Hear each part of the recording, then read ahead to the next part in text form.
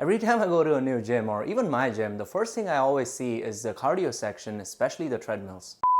You see, most gym owners have an agenda of their own, which is advertising their gym as a weight loss facility. And they do this by greeting you with a fleet of treadmills right at the entrance to get you to sign up. But the problem is, I see that most people don't even use it to their full advantage even after taking the bait. I'll show you how you can exactly use the treadmill in the most efficient and effective way to lose fat, so stay tuned.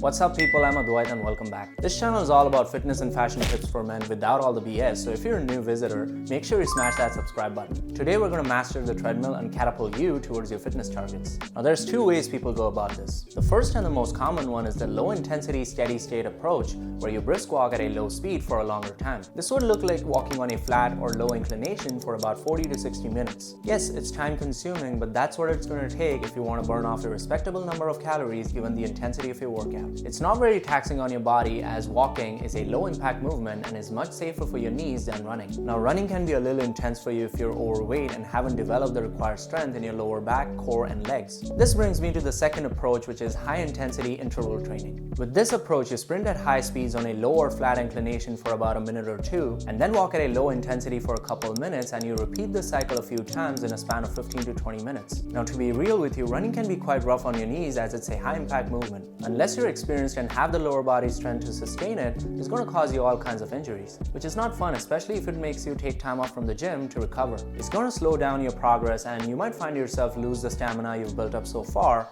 or worse, regain the weight you've lost. Now don't get me wrong, both these approaches are great and are reflected in other forms of cardio as well, but both have their own downsides. One of them lacks effectiveness while the other one lacks efficiency. But what if I told you there's a third way, something that is quick, sustainable and highly effective? This is something I've tried personally and saw mind-blowing results from. It's a combination of HIIT and low intensity steady state. I'm talking about medium intensity steady state, but I changed the word here.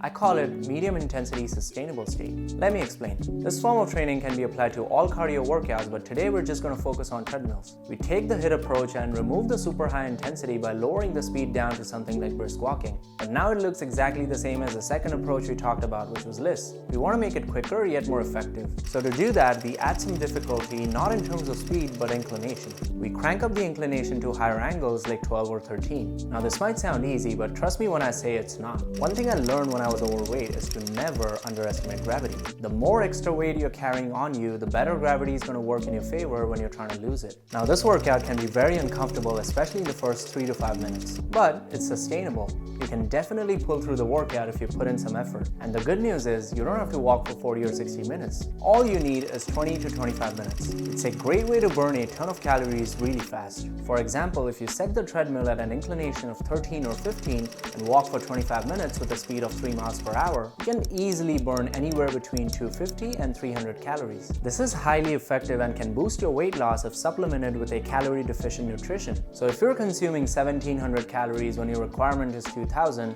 and you burn 300 calories on the treadmill without having to deal with any injuries or long recovery times, you're very comfortably creating a deficit of about 600 calories, just like that. It's like one of those military trainings where they walk around with a sandbag on their back. When walking on an inclined surface, gravity helps you use your own weight to your advantage. On top of it, the stamina and the overall lower body endurance you build with this workout will certainly leave you speechless. If you don't believe me, try it for yourself. If 20 or 25 minutes is too hard for you, start with 15 minutes and slowly increase the time as you develop endurance. To make things a little easier for you, here's a tip. Make sure you never skip your abs and leg days no matter how much you hate them. The strength in your lower back, your core and your legs is crucial if you want to sustain walking on inclined surfaces for prolonged periods of time. While this workout will certainly build up strength in your legs and your core, you need to have a certain level of strength in these muscles as a prerequisite for this workout, but you can build up on that using strength training. And that's all for today guys. Thank you all so much for watching. Please hit the thumbs up if you enjoyed the video and subscribe to my channel if you haven't already. I hope you have a great week ahead. I'll see you guys soon.